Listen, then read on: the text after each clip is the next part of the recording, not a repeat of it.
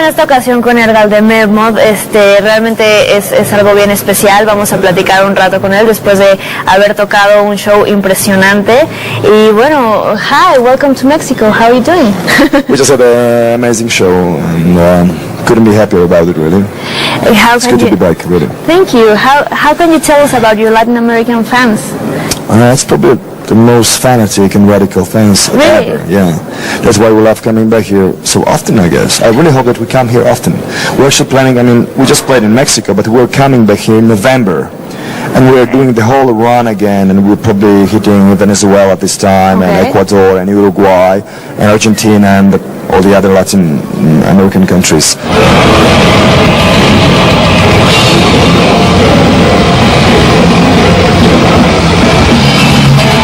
Can you tell us a bit about the name of the band, the story behind that?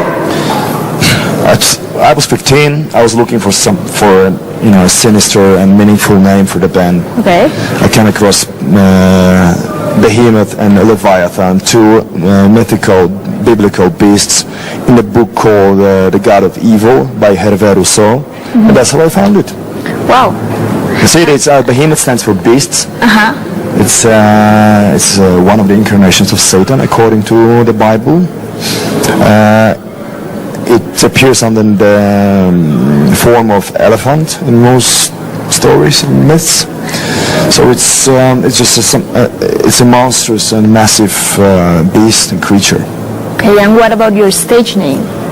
The Nurgle, I think I came up with it like shortly after, to be honest. It comes from Babylonian mythology, and Nurgle was god of the underworld, and it just, I pretty much, I've always referred to all this sinister and dark. I just picked this one because it just sounded good. It corresponded with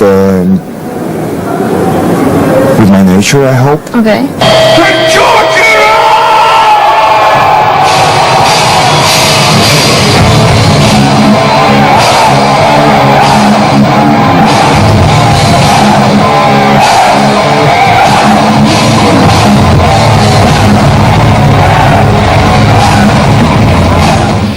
Can you tell us a bit about your experience being a coach of The Voice in Poland?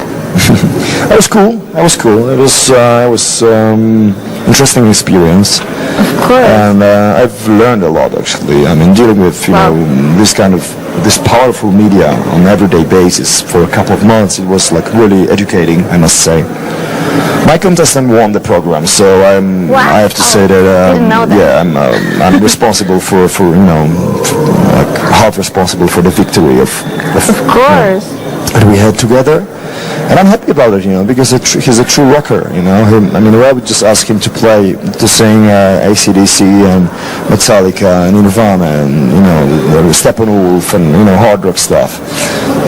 In this case, had an educating value for people who watch it, Considering all the pop bullshit that was presented there, I think it was something meaningful there.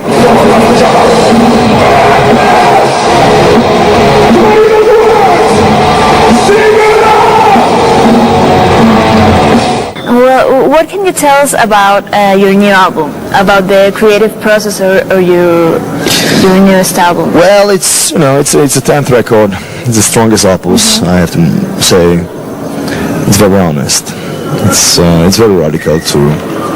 On one hand, because sonically it's more in a classic rock or hard rock, but it's still extreme. It's still fast and stuff, What can I say? I'm proud of it. That's you it. Like it, right? And what would you say to somebody who's trying to make it in the musical industry? Don't do it. The best answer ever.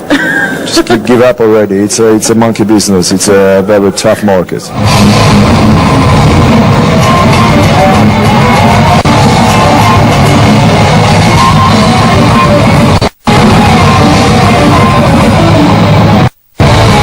You are not just a musician. You also studied history, and you studied Latin, and I've done quite a few things.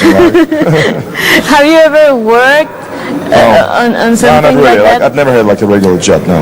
Okay. I had a part-time job I maybe worked on part-time jobs for not more than 3 months in my life. And I'm 37 now, so one can say that I never worked. So, according Monster Magnet here, God's told me to. I'm never gonna work another day in my life because God's told me to relax. They said I'm gonna get fixed up right. So that's one of my life's mottos, and I really stick to that. And yeah. That's like perfect. Well, thank you for talking. Thanks for having me here, and Mexico. You never disappoint. It was fucking amazing. Woo. Cheers. Thank you. It really was. Cheers. Thank you.